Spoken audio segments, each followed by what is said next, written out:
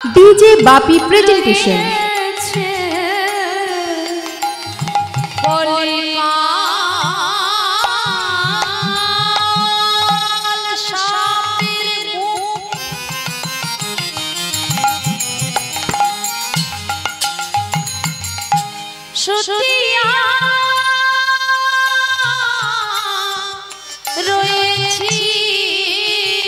আমার না জানি কখন কি হয়, আমার না জানি কখন কি হয়। কলিকাল সাপের মুখে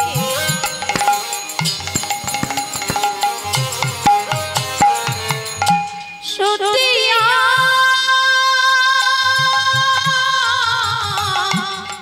রয়েছি। ও মন না জানি কখন কি হয়, না জানি কখন কি হয়। কি বলছে এই দারুণ সংসারের চরিত্র দেখিয়া? ওমা, এই সংসারে কিন্তু আমরা সবাই এক একজন অভিনেতা, কি তাই তো? কেউ মা সেজেছি, কেউ বাবা সেজেছি, কেউ বোন, কেউ দিদি। তামা এই যে আমি এখন আপনাদের সামনে কীর্তনিয়া সেজে দাঁড়িয়ে আছি, কীর্তন শেষ করে বাড়ি ফিরে গেলে কারোর বোন, কারোর দিদি, কারোর মেয়ে, হ্যাঁ, তাহলে আমরা সবাই এক একজন কিন্তু অভিনেতা, সবাই অভিনয় করছি। তো এই চরিত্র করতে করতে আমাদের মনটা বাবা আতঙ্কে ওঠে। কেন না, আমরা ঘরে ঘরে যে দুধ কলা দিয়ে যে কালসাপগুলো পুষে রাখছি, আমরা কেউ জানি না সেই কালসাপ আমাদের কখন ছোবল মারবে। তাই কি বলছে, কলিকাল সাপের মুখে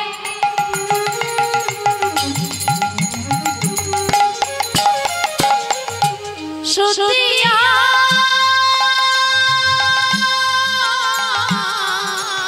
রয়েছি। ও মন না জানি কখন কি হয়, না জানি কখন কি হয়। মনের ভারমে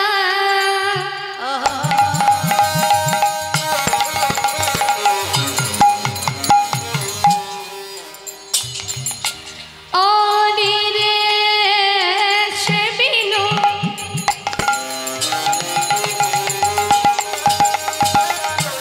মনের ভারমে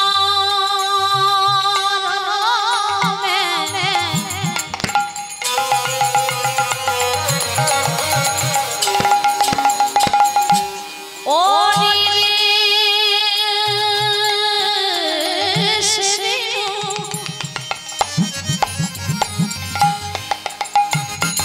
তেজিয়া বন্ধব লো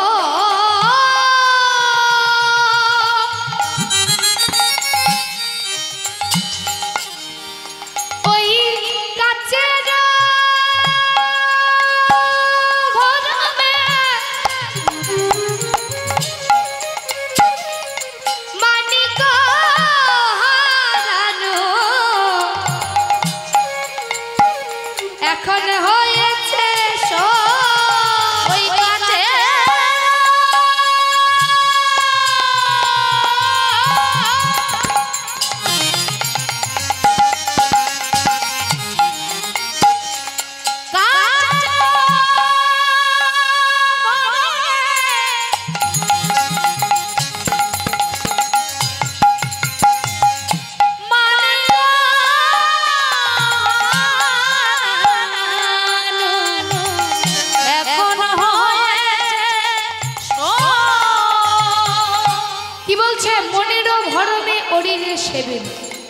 মনেরও ভরমে, ভরমে মানে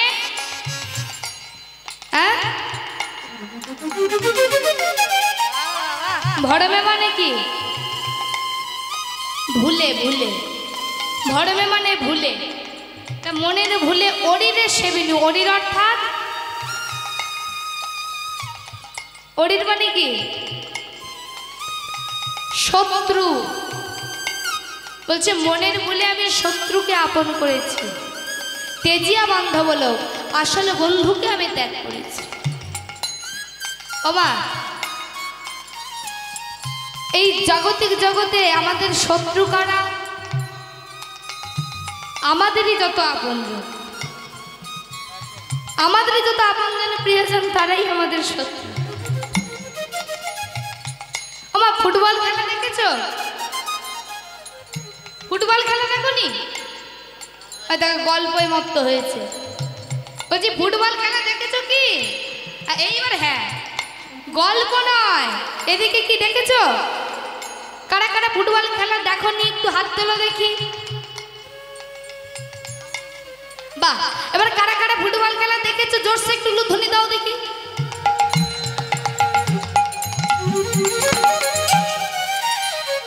তা বলছে কি ওই যে ফুটবল, ওই ফুটবল কি হয়?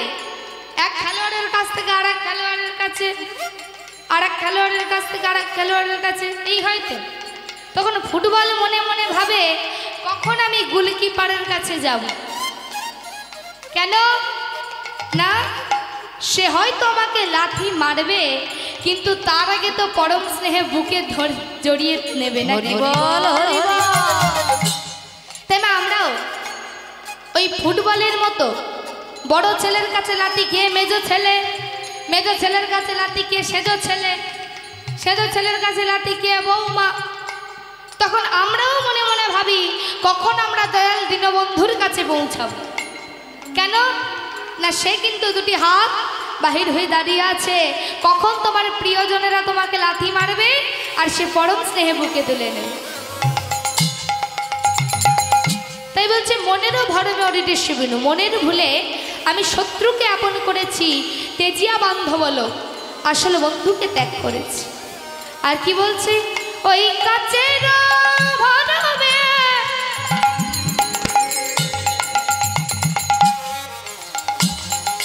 মানিক হারানো, এখন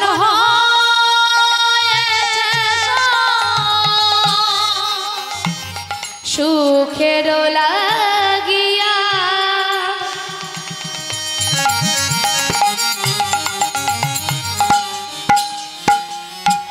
এ ঘর বাঁধিল,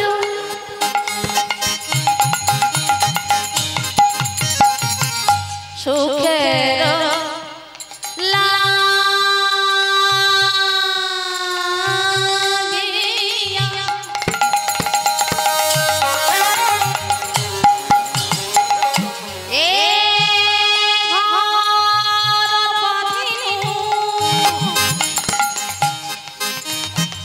হইল দুঃখের তরে,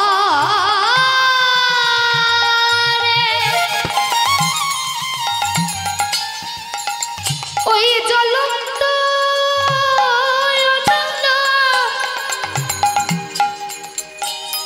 দেখিয়া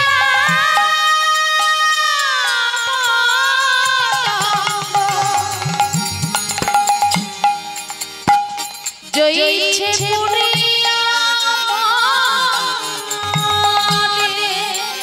সুখেরও লাগিয়া 11 বাজেনি।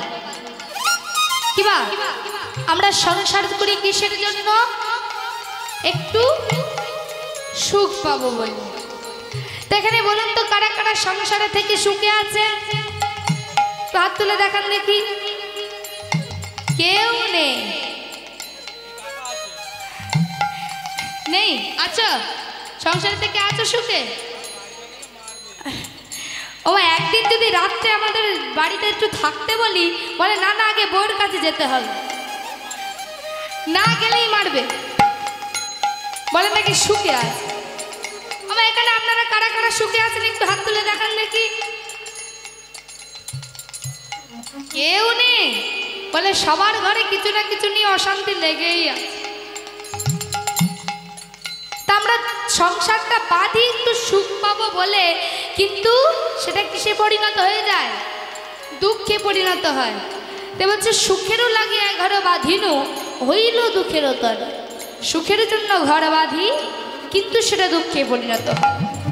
আর কি বলছে, জ্বলন্ত অনল, অনল অর্থাৎ আগুন। বলছে জ্বলন্ত আগুন দেখলে যেমন পতঙ্গ ছুটে যায় আর সেখানে গিয়ে জ্বলে পুড়ে ছাই হয়ে যায়, তাই মা আমরাও সংসারকে বাইরে থেকে দেখতে মনে হয় খুব সুন্দর, আরে যেই না আপনি ঝাঁপ দেবেন জ্বলে পুড়ে ছাই হয়ে যাবে। তাই কি বলছে, ওই জ্বলন্ত অনলা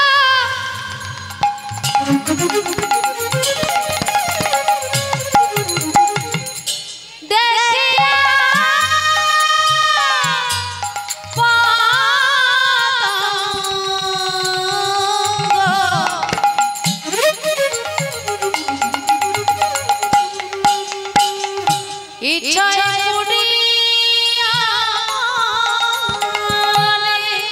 বলে আমার দশা তেমনি হলো, আমার দশা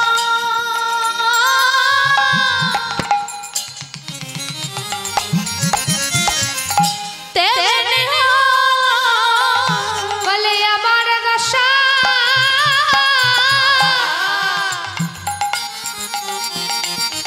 তেমনি হলো,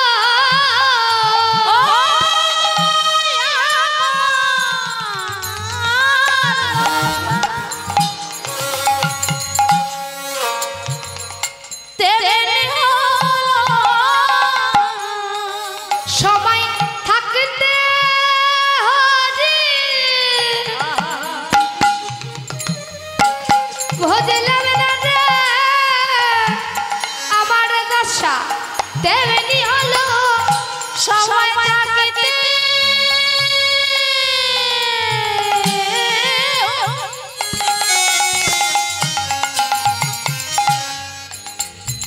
হরি ভজলাম না,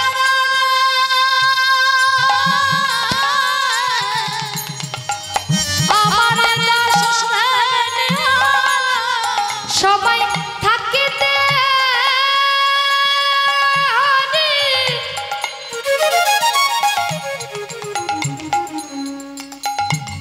ভজলাম না রে, আমার দশা তেমনি হলো, সবাই থাকতে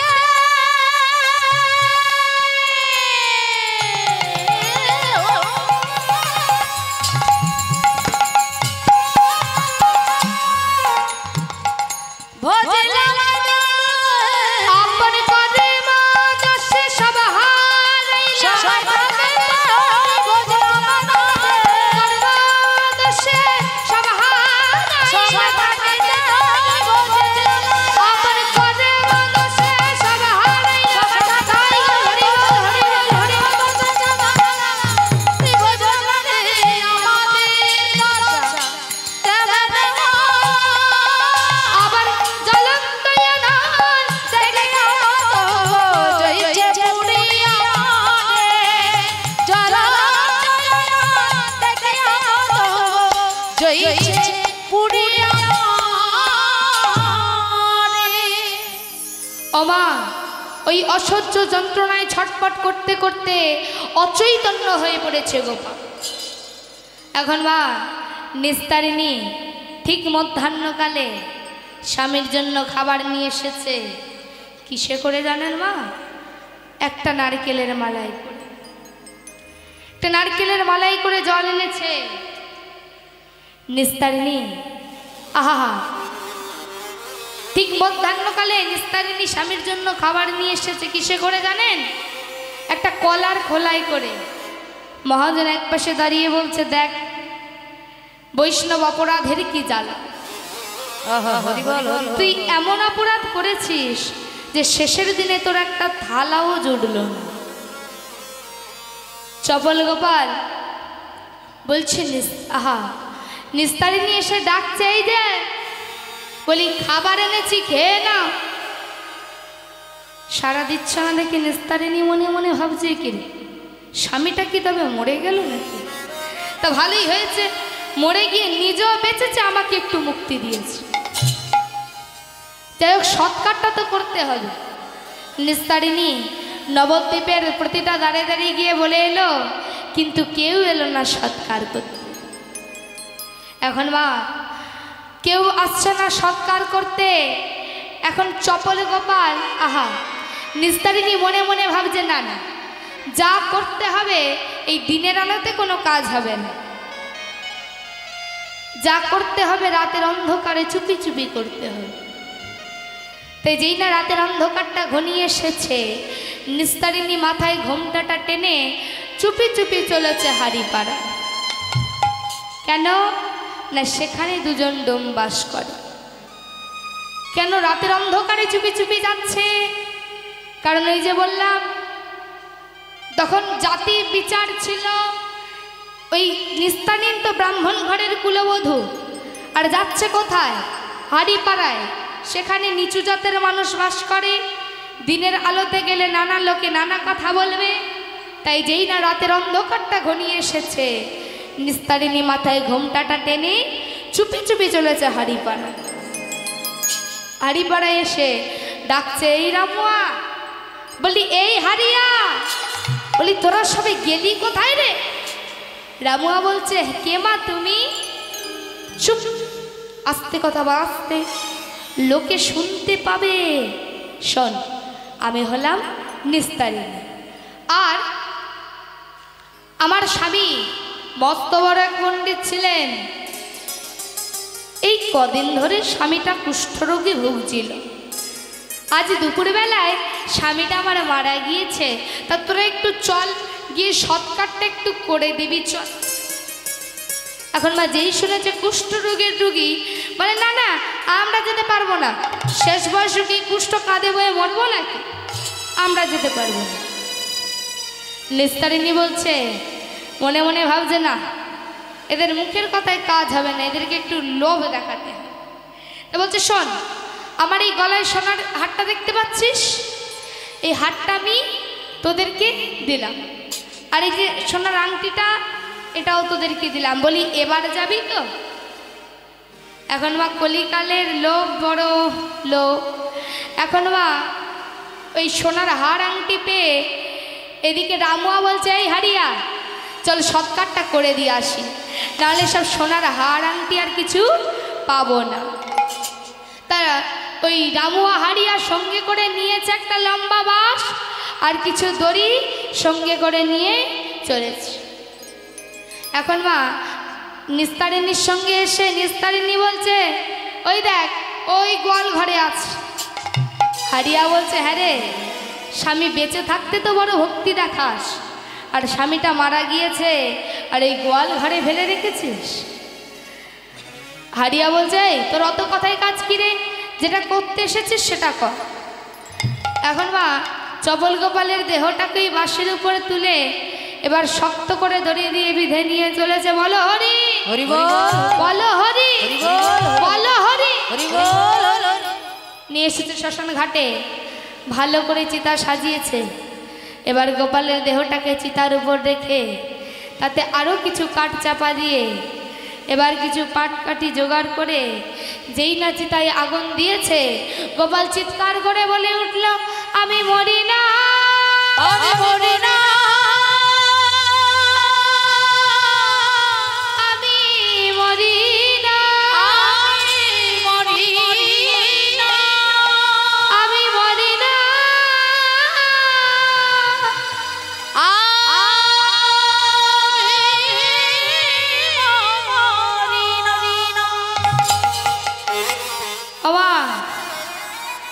এখনকার শ্মশান ঘাটে তো তবু বিদ্যুতের ব্যবস্থা ছিল, তখনকার শ্মশান ঘাটে তো বিদ্যুতের ব্যবস্থা ছিল না। মরা পোড়াতে গেছে কজন? মাত্র দুজন গিয়েছে মরা পোড়াতে। এখন মরা যদি চিতার উপর থেকে নড়ে বলে আমি মরিনি, তাহলে যারা পোড়াতে গেছে তাদের অবস্থাটা কি হবে? রামুয়া হারিয়ার ঘাড়ের উপর চেপেছে, ভূত ভূত ভূত ভূত পালা পালা পালা পালা পালা পালা। হারিয়া বলছে, না রে, ও ভূত নয় রে, এখন বেঁচে আছে। শুনেছি জাতিতে ব্রাহ্মণ, তার উপর আবার জ্যান্ত পুড়িয়ে মারব। আরে শেষে কি ব্রহ্ম হত্যার দায়ে পড়বো নাকি? তোল তোল তোল, দুজনে মিলে ধরাধরি করে একটা গাছের তলায় এনে বসিয়েছে। এবার মা চপল গোপালকে বলছে, তুমি এখানেই থাকো, যদি তোমার ভাগ্য থাকে তুমি ভালো হয়ে যেতে পারো। এখন মা সেই চপল গোপাল গঙ্গার ঘাটে বসে আছে। এখন মা প্রভাত হয়েছে, সবাই ঘরে ঘরে গঙ্গা স্নানে যাচ্ছে। চপল গোপাল সবাইকে ডেকে ডেকে বলছে, ওগো তোমরা আমায় একটু জল দেবে গো। জল? কে জল দেবে? যে দেখে ওর গায়ে কুষ্ঠ সে আর ধারে কাছে যায়। এখন মা ভগবান মনে মনে চিন্তা করলেন, ও যদি আজকে জল পিপাসায় মারা যায় তাহলে ওর যে পাপের সাজা ভোগ করার এখনো অনেক বাকি, সেই পাপের সাজাগুলো ভোগ করবে কে? তাই ওকে তো বাঁচিয়ে রাখতে হবে। তাই চপল গোপালকে একজন বৈষ্ণবকে পাঠিয়ে দিলেন। আমার সেই বৈষ্ণবের নামটা আজও পর্যন্ত জানা যায়নি। সেই বৈষ্ণবের কাছে এসে বলছে, তুমি জল খাবে? হ্যাঁ বৈষ্ণব, আমি কতজনকে বললাম আমায় একটু জল দেবার জন্য, কিন্তু কেউ দিল না। তুমি জল খাবে? আমি তোমায় জল দেব। সেই বৈষ্ণব নিজের গাত্র উড়ুনে ভিজিয়ে গোপালের বদনে জল দিচ্ছে।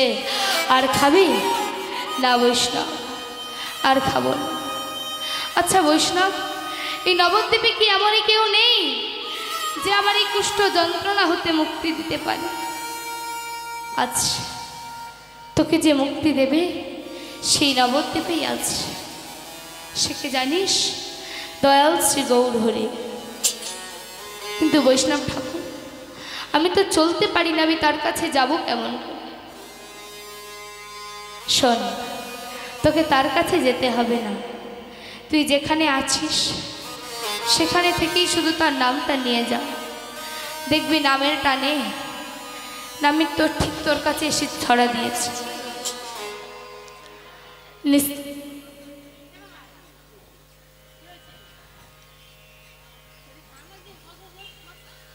নামে ঠিক তোর কাছে এসে ধরা দিয়েছে। চপল গোপাল